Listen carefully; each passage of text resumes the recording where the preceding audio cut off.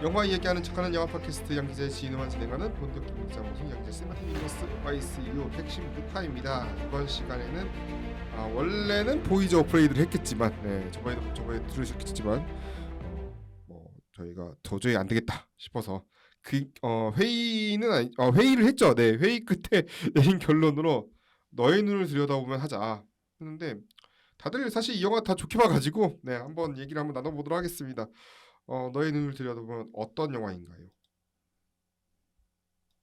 네. 너의 눈을 들여다보면은 청춘 영화 너의 새는 노래할 수 있어로 호평을 받은 일본의 젊은 감독 미야케 쇼의 영화입니다. 실존 인물인 오가 사와라 케이코의 자서전을 바탕으로 한 작품으로 선천적 청각 장애를 가진 복싱 선수 케이코가 철거가 예정된 낡은 체육관에서 시합을 준비하며 훈련을 거듭합니다. 새벽녘부터 일어나 운동을 하고 호텔 청소와 복싱을 병행하며 꿋꿋이 살아가던 케이코는 많은 것을 홀로 견디어 오다 한계에 이르게 됩니다. 마음을 터놓고 지냈던 체육관 회장에게 당분간 복싱을 쉬고 싶다는 편지를 전하려 했지만 전해지지 못한 채 체육관의 철거 소식을 듣습니다. 이 과정에서 너의 눈을 들여다보면은 느리게 조금씩 변화해가는 케이코의 심리를 담담히 따라갑니다. 또 청춘의 멜랑콜리를 있는 그대로 그려내는 미야케쇼 감독이 직시한 청춘의 또 다른 인상이 담겨져 있는 영화입니다. 네, 이 작품은 키네마 준보라고 이제 또 일본에서는 유명한 잡지죠. 네, 이 잡지에서 베스트 10에서 4개 부분이 있었는데 베스트 10 일본 영화 대상 1위였고 여우조연상 1위였고 키시유키노 미우라 토모카즈가 나무조연상 그리고 독자선정 감독상까지 이렇게 있었고 또 일본 아카데미상이죠. 일본에서 우리나라 청룡 같은 아카데미상에서 이 아카데미상은 참고로 일본 아카데미는 일단 모두에게 다 상을 주더라고요. 그러니까 우수상이라는 이름으로 다 상을 주고 거기서 1위한테 이제 최우수상을 이렇게 주는데 최우수 여우조연상 키시유키노가 받았고요. 그 외에도 이제 베를린 영화제 엔카운터 부분 초청됐고 작년에 국내에서는 부산국제영화제를 통해서 만날 수 있었는데 사실 부산국제영화제부터 보신 분들이 호평이 상당히 많아가지고 기대가 많이 됐었어요. 네, 그런 작품인데 김경수 평론가님 어떻게 보셨나요? 저는 솔직히 얘기할게요. 조금 졸았어요. 아니, 근데 2번 봤거든요. 네네. 근데 그 조는 것 자체도 약간 이 영화의 경험 중 하나일 것 같다는 생각이 든 게 이 영화가 약간 그 차분하면서도 아름답게 그 풍경 같은 걸 보여주면서 우리에게 그거를 꿈처럼 빠져들게 한다. 그렇기 때문에 깨어나려면 잠을 들어야 된다. 네네네네. 나는 에스터로이드 시티의 말처럼 이 영화도 약간 그 나른함을 느끼기 위해서 좀 존 게 후회가 되진 않았어요. 제가 살짝 변을 좀 하자면은 솔직히 감독이 그 얘기를 했어요. 네, 미야케쇼 감독이 그 얘기를 했어요. 어떠한 환경이 처해 있는지도 인간이 그려지는데 많은 영향을 끼친다.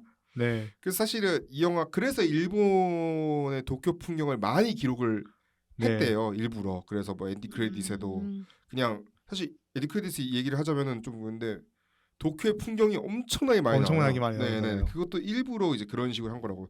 누구나 다 알고 있는 모습 속에서 새로운 게 보이길 바라는 희망하는 마음에서 이렇게 연출을 했다고 하더라고요. 네, 맞아요. 그래서 그 풍경 아래서 이 사람들 그 전작이 너의 샘 노래할 수 있어도 하코다테 풍경을 그냥 계속 롱테이크 계속 보여주거든요. 그런 방식으로 이 감독은 되게 잔여숏이라든가 이런 방식을 통해 가지고 인간이 아니라 그냥 그 인간이 살고 있는 풍경들을 통해 가지고 인간이 거기 안에서 어떻게 힘겹게 살아가고 있는가. 그럼에도 이 풍경은 얼마나 아름다운가를 증명하는 영화인데 그 나른함에 약간 기분이 좋아지는 영화고, 근데 2번째로 저는 이 영화가 좀 엉뚱하다고 생각될 수 있는데 제가 청각 장애인에 대한 이야기잖아요. 그렇죠. 청각 장애인이 근데 그 소리를 들을 수 있는 건 몸에 있는 그런 그 몸이 무언가를 부딪히는 그 촉각을 통해서 자신이 움직이는 걸 느낄 수 있는 건데 이게 약간 타자기를 통해 가지고 자신의 존재를 새기려는 듯한 그러니까 작가처럼 느껴져가지고 이 케이코가 그래서 청춘이 어떻게 목소리를 새기는가에 대한 이야기로 느껴지기도 했고 그거의 연장선상에서 어떻게 우리는 이 영화에서 특이한 게 스마트폰이 한 번도 안 나와요. 그건 좀 옛날 폰인가 그러면? 좀 옛날 폰으로 나오고 문자 보내긴 하던데. 문자 보내기는 좀 옛날 폰이고 음, 스마트폰이 아니라 진정한 소통은 어떻게 가능한 것인가. 서로의 목소리는 서로에게 어떻게 새겨지는가에 대한 소통에 관한 영화로 보았기 때문에 전 그냥 무난하게 좋았습니다. 아 그래서 생각해보니까 거기서는 약간 좋은 폰을 받았구나. 네, 새 저희 권투장 갔을 때는 약간 좋은 폰 받았죠. 음성 인식되고 막 맞아 맞아. 그런 데 갔었구나. 아무튼 아영님은 어떻게 보셨나요? 네, 이 영화가 검은 화면인 채로 종이 위에 글씨를 쓰는 서걱대는 소리가 먼저 들려오며 시작해요.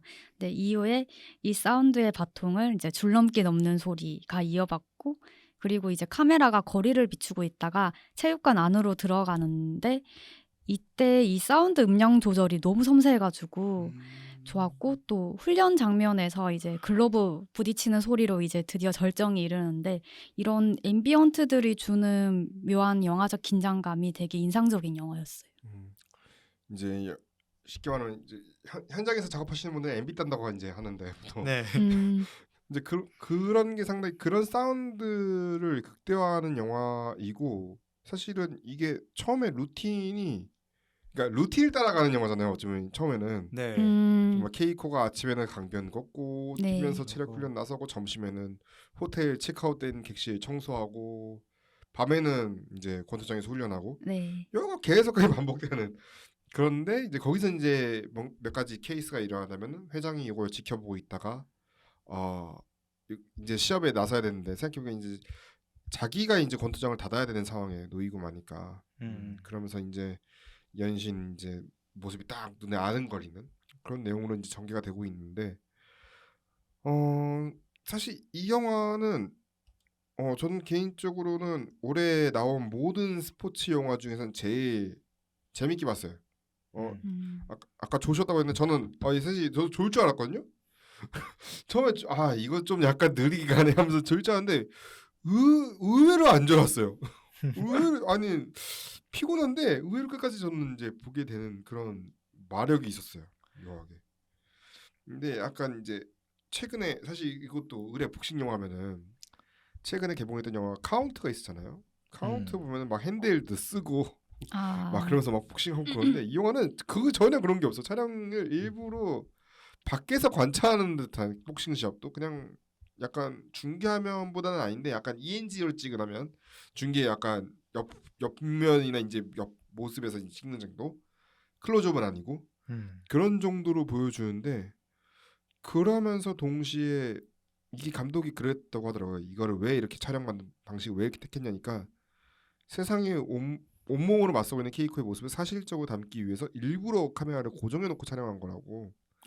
그래서 이제 케이코 몸 전체라는 변화를 관객이 그냥 지그시 응시하게 함으로써 케이코의 마음을 볼 수 있을 것이다 라고 했는데 이 영화가 다른 이제 복싱 영화나 아니면 다른 뭐 다른 스포츠나 아니면은 다른 뭐 청장이 나온 영화든지 차이가 있다면은 뭐가 있을까요? 일단 무성 영화에 가까운 연출들이 여러 개 있었어요. 자막이 등장한다든가 그렇죠. 아니면 수화로만 대화하는 신이 있다든가 수화로 대화했을 때 답변이 이제 수화의 내용이 이제 다 저기 이제 자막으로 나오고 그리고 약간 그런 스포츠 영화들이나 이런 거는 숏 구성을 좀 짧게 가는 경우가 많은데 이 영화는 되게 일본 나루세 미키오 네, 그 감독의 영화처럼 좀 더 고전의 세련미가 느껴지는 영화였고 되게 처음에 그 간장이랑 코치를 그러니까 딱 인물을 처음 보여줄 때도 그냥 숏 하나만 제시를 해요. 그냥 체육관 안에 앉아있는 간장 그리고 옆에 서 있는 코치 이렇게만 보여져서 그런 구성들이 되게 담담하게 보여주는 것 같아요.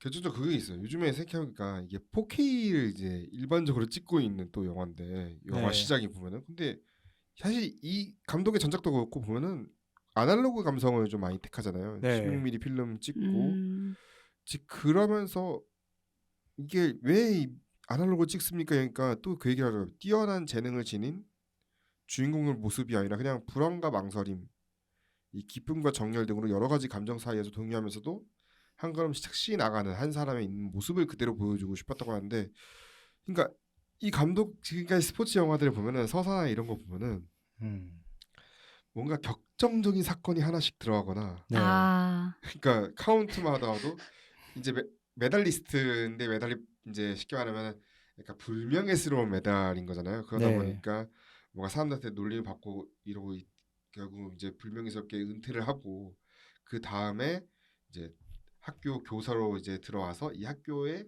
복싱부를 차려야겠다 이러면서 복싱을 이제 하게 되는 아이들의 이야기를 이제 막 구성해서 사건이 진행되는데, 얘는 사건이라면 루틴이잖아요. 맞아요. 맞아요. 아, 그러니까 모든 스포츠 영화 보면은 항상 사건이 벌어지면서 성장 과정을 이제 탁탁탁탁 보여주는데, 네. 얘는 그냥 경기랑 경기 사이인데 한 경기가 매치가 한 두세 개인가요? 두 번. 두 개. 네. 두 번. 네. 그 정도 나오는데 그 사이에 그냥 루틴만 보여줘요. 맞아요. 야, 그리고 경기 장면은 오히려 짧게 가고 네네. 경기 후에 그 일가를 더 반응. 많이 보여주고. 그게 좀 많이 그 차이가 좀 있는 것 같아요. 그 보통 스포츠 영화에서는 주먹의 상징적인 의미를 담잖아요. 이 주먹은 내 인생의 이거였어. 로키. 으악 하면서 맞아. 이렇게 하는데 맞아. 이거는 그냥 주먹이 퉁탕탕탕 오할 뿐이지. 그냥 아무런 음. 의미도 담지 않아가지고. 아까 제가 말씀드렸던 게 그거였어요. 말씀드렸던 게 이거 영화를 보신 분 중에 그거다. 복싱을 이제 본인이 했는데 좀 약간 그러니까 아까 전에 숏을 짧게 치고 나가는 게, 왜냐면 배우들이 이거를 좀 힘들어하죠. 사실 이게 아. 전문 스포츠 배우가 아니잖아요. 네. 스포츠인이 아니니까 이게 한계가 있기 때문에 숏을 찍고 이렇게 하다 보다 드림 같은 경우도 네. 축구 영화는 다들 슛이 사실은 슛폼이나 이런 게 전문 프로 축구 선수로 나와야 되는데, 박서준 같은 경우는 그게 약간 어색하잖아요. 그런 게. 네. 그러니까 그런 것 때문에 약간 짜치는 게 느껴질까봐 오히려 이제 숏을 짧게 나누는데, 얘는 사실은 복싱 전문적으로 보시면 당연히 어색하다고 합니다. 이거는. 네. 아, 네네. 네, 실력이나 이런 거 보면 어색하다고 느껴지는데, 그럼에도 불구하고 그냥 풀로 쭉 간 거잖아요. 아, 네. 어색함을 알고 있음에도 불구하고. 배우가 진짜 훈련을 많이 했다고도 하고, 그리고 되게 좀 놀라웠던 게 감독이 그 훈련을 같이 했다고 하더라고요. 네, 그러니까 약간 주먹을 살살 했대요. 처음에는. 아. 처음에는 살살 해가지고, 그러니까 여기 써 있네. 상대가 그러니까 여성이고 자신보다 체구도 작았기 때문에 이 미야케쇼 감독이 배려하는 마음에서 약간 자신 있게 안 했대요. 그러니까 이제 옆에서 이제 키시 유키노가 감독님 왜 펀치를 안 날리세요? 진심을 다해 싸워주세요 감독님 이래가지고 일침을 했다고 하더라고요. 아, 이제 그런 일화가 있었다고 하는데, 배우 감독도 같이 했던데, 그 옆에 사실은 이제 옆에는 복싱 코치이면서 트레이너 역할로 출연한 마츠우라 시니치로라는 분이 있는데, 여기서 이제 전담 트레이너가 돼가지고 차근차근 가르쳤다고 해요. 그래서 미야키쇼 감독이 약간 내가 복싱 영화를 보면서 무지했던 게 있으니까 이미지나 이런 게 잡히지 않았는데, 이제 마츠우라 시니치로 때문에 이제 복싱 훈련 자체가 얼마나 힘든 일이고 어떤 움직임이 좀 더 현실적이고 어떻게 촬영돼야 할지 더 재미있는지 고민을 많이 했다고 해요. 그래서 어색하다고 얘기는 이제 그건 완전 전문가들이나 하지, 사실은 일반 사람들 보기에는 네. 오, 어색한지는 잘 모르겠어요. 네, 그거는 사실 잘 못 느끼는 게 네. 여기서 나온 것 같아요. 그리고 되게 재밌는 게 두 번의 경기를 보여주는데, 한 번은 거기 경기장 안에 들어가 찍고 한 번 바깥에서는 그냥 TV로 찍잖아요. 맞아요. 음, 그 장면이 있네. 그래서 생각해, 그리고 결정적으로 이 영화는 마지막에 패배를 보여줘요. 네. 아, 네. 사실 이게 특히 복싱 영화의 서사는 더 그래요. 그러니까 다른 스포츠에서는 질 수도 있어. 네. 맞아. 근데 뭐 주먹이 운다도 그렇고 뭐 어떤 영화를 보고 뭐 로키도 그렇고 어떤 클라이막스 가면은 무조건 이겨요 주인공이. 복싱에 맨 마지막에 딱 어. 무너져서 딱 했는데 으악 하면서 다시 한번 일어나 맨 마지막에 쳤는데 어. 그게 KO가 되는. 하여튼 뭐 덴푸시로 얘네 뭐야 그 맨발에 뭐죠? 그 덴푸시로 나와서 막 판소리 복서. 한스리 복수 말고 그 애니메이션인데, 맨발에 내일에게 좋은가? 뭔가 도전자 허리케인 아닌데, 갑자기 이름 까먹었다. 더 파이팅. 더 파이팅도 어떻게 이겨요? 그러니까 네. 어떻게든 마지막은 이긴단 말이죠. 근데 이 영화는 그런 기대감을 이거에도 이기면서 화려하게 막 이제 끝나겠지 하는데 전혀 그런 거 없어. 그냥 실력이 안 돼서 그냥 지는 걸로 그냥. 네. 그리고 심지어 주인공은 복싱 무서워하잖아요. 맞는 거. 아픈 맞아. 아픈 거 무섭다. 아픈 거 무섭다고 하잖아요. 근데 오히려 그게 현실적인 거예요. 어떻게 보면. 그러니까요. 그러니까 이게 엄청난 디스어드밴티지잖아요. 또 청각장애인이다 보니까 어떻게 네. 날라오는 그러니까 쉽게 말하면 그 무슨 영화였지? 그 박철민 씨가 얘기했던 이거는 뭐 입에서 나는 소리가 아니라는 것처럼 그냥 원래 슉슉하면서 이게 들린단 말이죠. 어디서 날라오는지. 근데 그거를 이제 못 듣는 거니까 엄청난 이제 디스어드밴티지고 또 심판이 뭐라고 하는지도 전혀 못 들으니까 거기도 심판이 뭐라고 얘기는 지시는 하는데 사실 아마 청각적인 건 상대방이 청각적인 건 알고는 있었겠죠 설마 심판이 네. 그거는 모르겠어. 근데 할 수 있는 방법이 없잖아요 심판이어도 네, 지하고 맞아요. 심판이어도. 그 발 이렇게 밟혔는데도 저항 못 하잖아요. 뭐 다운 됐을 때도 그렇고. 네, 맞아요. 다운 됐을 때도 이게 초크 카운트를 뭐 어떻게 알아요? 빨리 일어나야 되는데 일어나야 되는 그 몇 초에 일어나야 되지 뭐. 그러니까 사실은 원래 좀 다운되고 그러면은 선수들이 약간 체력이라도 좀 보충해서 한 8, 9대쯤에 일어난단 말이죠. 네. 조금 아무리 이제 힘이 있어도 근데 시간을 좀 벌려고. 근데 여기는 뭐 시간을 벌기 위해서 이가 일어서야 되는 게 아니고 그냥 빨리 일어나야 되는데 그거는 모르는 거니까. 네, 맞아요. 그런 것도 있고. 그다음에 저는 또 재미있다고 느낀 게 16mm 필름으로 찍는다든가 아니 아까 얘기했다시피 약간 스마트폰이 없다. 근데 네. 이게 약간 그래서 근데 그런데 불구하고 이게 시대가 요즘이에요. 네, 맞아요. 그게 코로나 근데 시대. 코로나 시대야. 되게 재밌는 게 그건 것 같아요. 최근에 나온 그 하마구치 류스케의 우연과 상상 3부는 스마트폰이 전부 마비되면서 우연히 만나는 얘기거든요. 그렇죠. 그리고 또 이들과 비슷한 감독은 아닌데 그 이와이 슌지의 라스트 레터 보면 그 처음에 스마트폰 빠뜨리고 시작하거든요, 욕조에. 그거는 일부러 감독이 시나리오를 쓸 줄 몰라가지고 그런 거 아닐까? 그러니까요. 그거 약간 편지로 돌아가야 되니까. 스마트 시대에 적응을 아직 못한 거야. 이게 약간- 마치 동감을 시나리오로 계속 쓰는 거랑 똑같은 거죠. 그러니까요. 약간 하마구치 류스케도 약간 미야케슈 친구니까 얘기하는 건데 드라이브 마이카나 아사코에서도 SNS의 흔적이 전혀 없어요. 그러니까 SNS 자체를 약간 마비시켜가지고 아날로그 돌아가서 우리가 두 감독이 안 하네요. 생각 SNS를 지금 네. 안 하는 걸로 알고 있는데. SNS 심지어 안 해요. 그렇기 때문에 그 과거 SNS가 없는 시기로 돌아가서 우리에게 진정한 소통의 조건이 무엇인지를 탐색해보자 했는데 최근에 개봉한 후카다 코지의 러브 라이프에서도 심지어 SNS가 없어요. 심지어 인터넷에서의 연결도 오셀로로 만나는 거예요. 그러니까 일본에서 이런 기류가 있다. SNS 없이 소통을 다시 도모하려는. 그때 때문에 청각장애인을 통해서 우리가 서로가 소통할 수 있는 조건이 무엇인지 한번 검토를 해보자 라는 방식으로 이 주인공이 그려진 것 같다는 느낌도 들어요. 약간 매체 같은 것들을 일부러 없앰으로써 우리가 매체 없이 어떻게 소통할 수 있는지를 시험하는. 그래가지고 남동생과의 대화라든가 이런 것들, 그러니까 가장 소통이 안 될 줄 알았던 사람들이 가장 소통이 된다라든가 아니면 그 소수자들끼리 소통을 하게 된다 라는 등 이렇게 다양한 방식으로 이 세상에는 우리가 SNS에서 보지 못한 소통들이 있다는 걸 드러내는 거, 이런 장치들도 되게 좋았던 것 같아요. 흐름이기도 하지만 생각해 필름으로 촬영하다 보니까 이게 결국엔 NG가 나면 좀 많이 손해잖아요. 네. 필름은 NG 촬영이 나면은 일단 손해니까 그래서 최대한 이제 사전 준비를 많이 아무래도 이제 시합이나 이런 것 때 사전 준비를 많이 해가지고 찍었다고 하더라고요.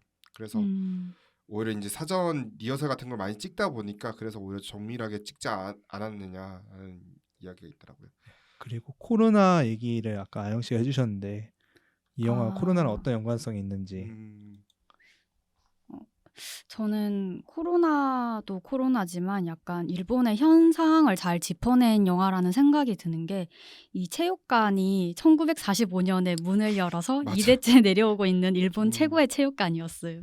근데 이제는 이제 재개발 때문에 이전 요구를 받고 있는 낡은 체육관이 되었는데 이게 과거 영광을 떨치던 일본이 이제 정치적, 경제적으로 쇠퇴한 이 현 상황을 상징하는 것처럼 보였고 또 간장이 그 회장님이 1970년대에서 80년대 일본의 고도 성장을 이끌어낸 단카이 세대처럼 보이고 케이코와 케이코의 동생은 일본의 무너진 경제를 일으켜야 한다는 그 막중한 압박감 때문에 외려 반대로 나아간 사토리 세대처럼 보이는데 근데 이 간장님이 앓고 있는 동맥경화나 뇌경색 같은 게 일본도 점점 쇠퇴하고 있고 일본의 현재처럼 언제 터질지 모르고 있는 그런 위기로 그려내고 있던 것 같았어요.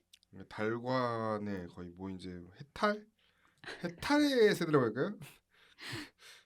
이게 사토리라는 단어가 사실은 이제 득도. 깨닫다에서 이제 파생된 건데 네. 말을 깨닫다지 사실은 이제 아, 거의 이제 해탈을 해버린 네. 시대니까. 그래서 그 케이코의 그거보다 요시 한 마디만 하잖아요. 할 줄 아는 말이 참 그러니까 거기서 생각해보면 거기는 아날로그적인 게 사실 이게 그냥 타이핑을 해가지고 소통을 하면 되는데 그걸 일부러 화이트보드에 다 써가지고 네, 아. 맞아요. 화이트보드를 지웠다 쓰고 하는 게 이게 일본의 그 아날로그인가 싶었어요. 일본의 원래 이제 진짜 정통적인 아날로그는 지금 투표도 그렇지만 일본은 현재도 투표를 저걸로 쓰잖아요. 손으로 써가지고 하잖아요. 네, 맞아요. 그래서 한자 하나 틀리면 그냥 끝나는 걸로 무효표인 걸로. 이거 말이 안 되는 건데 사실은. 그 아까 얘기한 후카다 코지의 러브라이프도 이 미야케 쇼랑 하마구치 유스케가 같은 사단의 그 감독인데 그 감독도 청각장애인 등장하거든요 거기에. 네네. 그냥 청각장애인이 또 메모로 써서 대화해요. 절대 타이핑 안 해요.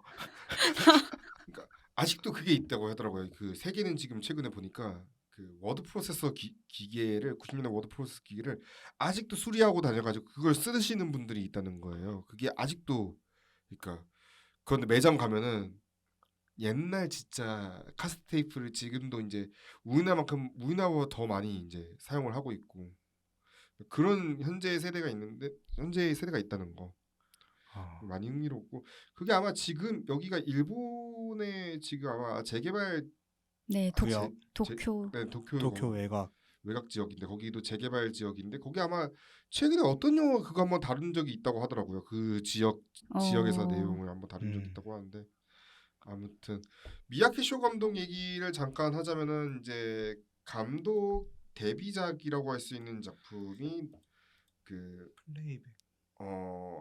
플레이백. 네, 플레이백으로 한번 정말 일본 영화계를 깜짝 놀라게 했다고 하고 하지만 이제 아무래도 국내에서 이제 개봉한 작품으로서는 너의 새는 노래할 수 없어. 요게 이제 전주에서도 사용됐고 이제 국내에서 본격적으로 이름을 이제 알리기 시작한 감독이 된 것 같은데 이 영화는 넷플릭스에 있어서 최근에 봤어요. 보니까 이 작품도 약간 사토리 세대의 이야기이긴 하더라고요. 네. 사토리 세대의 이야기이고 보면은 또 이게 사실 이게 거의 뭐 NTR 소재인가 싶기도 하고 두 부분은 약간 그 줄과짐 같아요. 브랜짐. 약간 세 사람의 이제 삼각관계가 펼쳐지는 게 그리고 마지막에 이제 뛰는 것도 그렇고 뭔가 항상 그 일본의 청춘 영화 보면 항상 마지막에 뛰거든요. 네, 맞아요. 이 영화도 어김없이 뛰더라고 보니까 마지막에. 그래서 좀 근데 흥미로운 영화였어요. 이 영화에서 딱 넘어올 때 그 너의 새는 노래할 수 없어에서 그 탁구신 있잖아요. 말없이 탁구하는 장면. 네네네. 그냥 그거를 120분 그거를 규모를 늘려가지고 찍은 게 이 영화 아닌가. 너의 새는 노래할 수 있어. 있어에서. 네. 사실 이 영화도 제목이 독특한데 지금 얘기하는 이 영화 너의 눈을 들여다보면도 제목이 상당히 독특해요. 근데 이게 각 국가별로 또 달라요. 제목이. 이것도 흥미로운 게 일본어로서는 케이코 눈을 맑게 뜨고 그 눈을 똑바로 떠가 또 직역 이제 요약하면은 네. 똑바로 떠. 이거 영어로는 스몰 슬로우 머스테디예요. 그러니까 작고 느리지만 그래도 안정적으로 뭐 이런 의미가 담는데 우리나라는 이제 너의 눈을 들여다보는 거죠. 아니 이렇게 3개의 국어가 다 다른 의미가 조금씩 다른 거는 거의 이제 옛날에 드니 빌레브 감독의 어라이벌 이후 처음 봐요. 맞아요. 드니 빌레브 사실 이 작품 드니 빌레브 어라이벌 자체가 이제 인간의 문명의 그런 언어의 그런 차이 이런 걸 다루고 있는데 한국은 컨택트고 일본은 메시지고 네. 다 다른 것처럼 뭔가 어떤 걸 보고 그쪽으로 딱 다가가는 걸 꽂히는 거 다른데 세 제목 중에 어떤 제목이 제일 마음에 드시나요? 저는 한국 이름이 마음에 드는 게 약간 케이코가 잘 보는 인물이잖아요. 듣지는 못하지만 복싱을 할 수 있는 게 잘 볼 수 있기 때문이니까 그런 눈으로 보는 의미를 가장 근데 눈이 또 코로나 시대의 소통 수단이기도 하고 그렇죠. 입을 가리고 또 이제 청각 장애인인 케이코에게는 마스크를 쓰게 되면 입을 못 보니까 맞아요. 네, 그런 눈의 의미가 되게 중요한데 그런 거를 가장 잘 살린 제목이 한국 이름이 아닌가라고 생각을 했었어요. 저는 케이코 눈을 똑바로 떠요가 제일 마음에 듭니다. 음. 아니 왜냐하면 어쨌건 이 인물이 그 권투를 하고 있을 때 눈을 제대로 못 뜨잖아요. 다른 때는 눈을 제대로 뜨는데 약간 자신의 고통을 자신이 그 힘들 때 그것을 똑바로 뜨라는 감독의 응원 같은 게 담겨 있는 것 같아가지고 똑바로 떠서 이제 견지하라고 네. 제대로. 영화 제목은 약간 보호된 느낌이기도 해요. 조금 표 같지 않나요? 네. 거의 무슨 3S인데 약간 3S에다가 약간 그 올리브표의 거꾸로 같아. 패스트 막 이건데 올리브. 딱 그리고 약간 이게 서구식의 의미가 약간 든 게 뭔가 보호관 그러니까 사실 제일 별로인 느낌이 약간 보호의 대상으로 네. 바라보는 느낌 같아서. 아, 네, 그러니까 뭐 안 그래도 여성 청각장애인이니까 약간 보호의 느낌에서 주는 제목 같아가지고 이건 영어는 사실은 좀 그렇게 일단 스몰이라는부터가 좀 마음에 안 들어요. 네, 약간 맞아요. 그래서 우리나라가 저는 우리나라 쪽이 좀 더 응원하는 것 같기도 하고 우리나라 사실 이렇게 번역을 다 다르게 한 거는 저도 좀 사례를 좀 찾아봐야 할 것 같은데 아무튼 흥미롭네요. 네, 그 뭐였지? 그 영화제 들어올 때 그 프로그램북에서 보통 바꿀 거예요. 네, 제가 해봤거든요, 부국제에서. 그래서 뭐였지? 그 원래 인간의 땅이라는 제목이 한국에서는 도저히 관계 안 될 것 같으니까 짐승들의 마을로 바뀌었고요. 제가 와. 이렇게 바꿨어요. 그다음에 잔카 콘택트라는 무슨 모로코 영화 있었는데 프로그래머님이 제목 바꿔달라 그래가지고 제가 그때 카사블랑카 로켓롤로 바꿨거든요. 그리고 그때 약간 전원승차라는 영화 있었는데 아, 그게 원래 그 라보르다주가 원제인데 그게 돌기억이거든요. 그냥 한국어로 돌기억하면 아무도 안 오잖아요. 그렇죠. 그냥 전원승차가 됐고 전원승차가 다시 영화로 개봉해서 다음 게 여름이 됐어요. 아 맞아. 와. 기억난다. 결국은 영화제 싸움들이 제일 중요하군요. 네, 이름은 영화제에서 이게 처음 들어올 때 그 제목 인상이 가장 깊게 남으니까. 올해 부산은 어떻게 될지 상당히 기대가 되는데 아. 아무튼 올해는 정말 스포츠 영화들이 정말 많이 나온 해인 것 같아요. 유달리 많이 나왔어요. 네. 뭐 더 퍼스트 슬램덩크 한번 1차로 그러니까 아. 애니 상업 영화, 독립 영화 다 골고루 나왔어요. 네. 흥미로운 게. 이제 뭐지 펜싱 영화 다루는 만분의 1초도 나온다 그러더라고요. 그래요? 펜싱 영화 나오는군요 이제. 네, 부천국제영화제에서 화제작이었다고. 더 퍼스트 슬램덩크 나왔고 카운트 나왔고 리바운드 나왔었고 드림 나왔고 또 이제 육상 쪽 독립 영화는 스프린터가 나왔고 스프린터 나왔고. 그리고 이제 또 준비 중인 게 많아요. 사실 창고에 있는 게 또 있는 게 1승이라고 배구 영화. 배구요. 그리고 이제 여자 배구 영화 있는데 오. 지금 제가 알기로는 감독이 신현식 감독인가 아마 그럴 거예요. 아마 제 기억이 맞다면은 이 1승이 맞네요. 신현식 감독이 1승이고 그리고 송강호 씨, 박정민 씨, 그러니까 장윤주 씨가 나오는. 네, 아마 장윤주 씨가 아마 그쪽 팀 선수겠죠. 당연히 배구팀 선수일 건데. 그러니까 1승이란 그래도 신현식 감독이어서 어떻게 나올지 궁금하긴 해요. 네, 왜냐면 그래도 이제 꾸준히 그러니까 작가로서는 좋은 영화를 많이 썼기 때문에 네.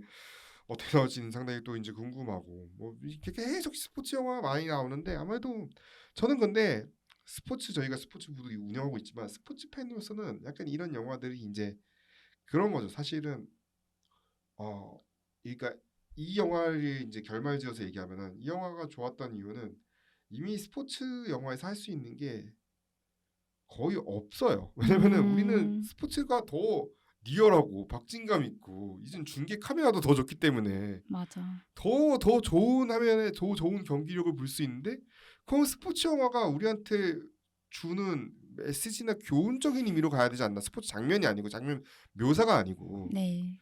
그런 거에서 맞붙여 볼 때는 이 영화가 당연히 저는 좋았다고 봐요. 맞아요. 그러니까 어떤 이런 스포츠라는 도구를 통해서 뭘 보여줄 것인가. 근데 이미 그런 거는 이미 로키 시대에서 다 끝나버렸다고 저는 생각하거든요. 로키나 이제 최소한 스포츠 영화에서 보여줄 수 있는. 그래서 이런 내용을 담은 스포츠 영화가 앞으로 좀 더 주목받지 않을까. 사실 그래서 리바운드도 보면은 사실 농구가 주인공이라고 하기보다는 그냥 팀이 주인공. 그렇죠. 그 선수들이나 개개인이 주인공이 맞거든요. 네. 이제 그런 쪽이 좀 더 포커스를 맞추는 게 맞지 않을까 하는 생각이 들어요. 왜냐면 이제 그러니까 그거는 이제 국가대표 시절에서 끝난 것 같고 그런 이야기들은 아무튼 앞으로 또 스포츠 영화가 어떻게 나오고 어떻게 얘기할지는 저희 스포츠부에서 따로 이제 얘기할 거고 아무튼 이제 왜냐면 보스턴 1947 영화가 또 개봉을 또 해요. 오. 강지우 감독의 그 차정우 씨 나오는 보스턴 마라톤 처음 이제 독립 이후에 우승했던 이야기인데 뭐 그것도 이제 개봉할 예정이니까 그건 그때 한번 얘기해보고 아무튼 저희 다음 시간에는요 이제 무조건 이제 할 거고 9월달 초에 이제 첫 방송이니까 9월 2일날 방송 예정인데 오펜하이머 얘기로 돌아오도록 하겠습니다. 아마 저희도 할 얘기들이 상당히 많을 것 같은데 어쩌면은 저도 모르게 1, 2부 나눌 수도 있겠다는 생각도 들어봤어요. 그 정도로 길지도 참. 몰라 어떻게 될지 모르겠는데 아무튼 많이 기대해 주시고요. 지금까지 안기자였습니다.